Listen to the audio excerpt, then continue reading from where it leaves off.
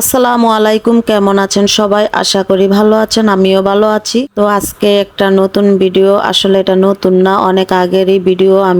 আমি আমাদের পুলিশ জেটার বাড়িতে যাচ্ছি। আসলে আমরা সবাই একসাথেই থাকতাম, এক বাড়িতেই থাকতাম। তো যখন আমাদের বাড়িটা ছোট হয়ে গেছে, মানুষ বেশি হয়ে গেছে, তখন আমার সব জেটারা একে একে বাড়ি করে চলে গিয়েছে। আমরা এই জেটাকে পুলিশ জেটা বলে ডাকি, কারণ এই জেটা পুলিশের চাকরি করে, সেজন্য আমরা পুলিশ জেটা বলে ডাকি। তো এই জেটাকে সবাই ভয় পায়, আমি একমাত্র ভয় পাই না, কারণ এই জেটা অনেক রাগী, আর এই জেটাকে দেখলে নাকি সবার ভয় লাগে। তো আমার জেটার কথা শুনে আমি এই বাড়িতে আসছি। আমার জেটা নাকি আসছে, তো ঘুরতে আসছি জেটার কথা শুনে। আমার একটা বোন আছে, আমার সমান সমান বয়স, ওকে বিয়ে দিয়েছে গরিবপুর। তো ও নাকি ও বলে আসছে, তো ওকেও দেখতে আসলাম। তো আবার জেঠি অনেক রাগারাগি করে, যদি বাড়িতে যাই, যদি জেঠির বাড়িতে না যাই, জেঠি অনেক রাগ করে। কবে কখন ভিডিও করে রাখি, ভুলে যাই ছাড়তে। তো আজকে এই ভিডিওটা চোখের সামনে পড়লো, তো আজকে ভিডিওটা আর কি ভয়েস দিয়ে ছাড়লাম। কেমন হয়েছে জানাইবেন। পুষ্কুনির পাড়গুলো দেখে আমার অনেক ভালো লাগতেছে, তো সেজন্য একটু ভিডিও করে নিচ্ছি।